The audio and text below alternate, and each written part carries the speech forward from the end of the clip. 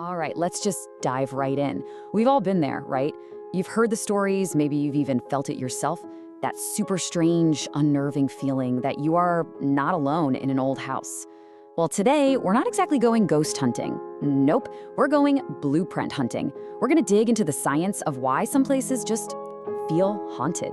I mean, it's a question everyone asks, isn't it? You walk into some room, maybe a basement or just a long, empty hallway, and boom, the hair on your arms just stands up. You get that sudden chill, that creepy feeling of being watched. But what if the reason for all that isn't supernatural at all? What if it's actually something way more interesting? And that, right there, is the whole idea behind what we're breaking down today. We're gonna see how that haunted feeling is usually this incredible mix of psychology, a little bit of physics, and even architecture. Yeah, the clues, they're not in some spirit world. They're actually inside your own head and inside the very walls around you. Okay, so first things first. To kick off this whole investigation, we've got to look inward. The number one suspect in any so-called haunting isn't some ghost. No, it's that incredibly powerful, super complex, and, let's be honest, sometimes easily tricked machine right between your ears, your brain. Seriously, think about it. You know that fleeting shadow you see out of the corner of your eye down a long hallway? The one that looks just like a person for a second? Or that weird peeling wallpaper or pattern that suddenly looks like a pair of eyes staring back at you? Those aren't paranormal. They're just features, little quirks of your brain's operating system. And this all basically boils down to two key mental shortcuts your brain loves to take. The first one is called pareidolia. That's just a fancy word for our brain's obsession with finding patterns, like seeing a face in the clouds or a shape in a piece of toast. The second is agency detection. Now this one is a deep, primal survival thing. It's the instinct that makes us hear a twig snap in the woods and immediately think predator, not wind. So in a quiet house, that same instinct hears a creak and assumes a who, not a what. Put those two things together, and your brain can literally cook up a ghost out of nothing. But here's the thing, our brains aren't just making this stuff up in a vacuum, right? The environment itself, the actual physical building, can play tricks on our senses and basically feed into those spooky mental shortcuts we were just talking about. And one of the biggest culprits here is something called infrasound. Get this, it's a sound, a low-frequency vibration that is so low you can't consciously hear it, but your body can absolutely feel it. Just think of it like a secret, silent hum that's putting your entire nervous system on high alert. And the effects of being around this stuff, well, they read like a how-to guide for a haunting.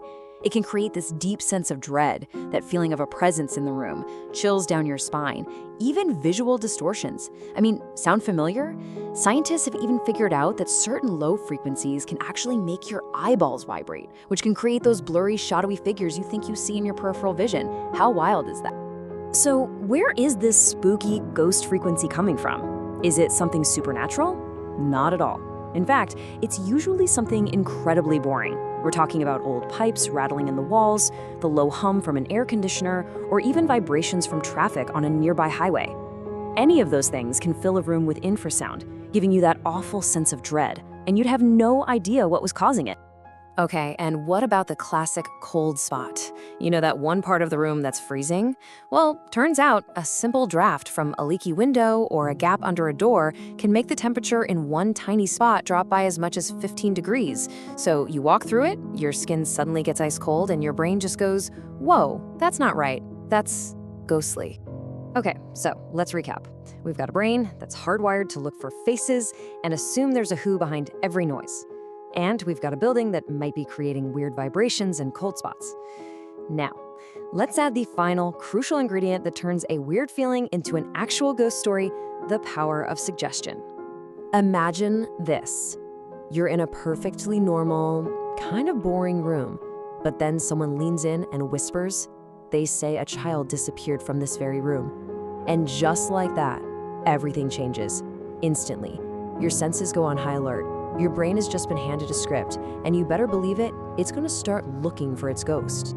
There's a name for this. It's called psychological priming. Super simple, really. First, somebody tells you a spooky story. That primes your brain to expect something scary. Then, a totally normal thing happens, like the house creaking as it settles. But because your brain is already primed for fear, it just skips right over the logical answer. It's not the house settling, nope, it's a ghostly footstep. The story gives your brain the perfect explanation for that weird sound.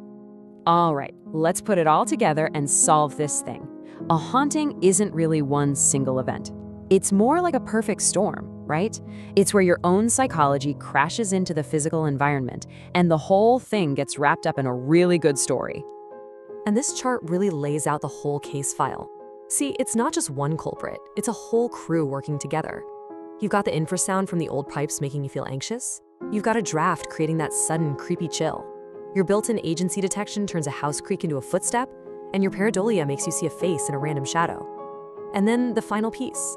That ghost story you heard, it comes along and gives all these totally separate, totally explainable things one single spooky name.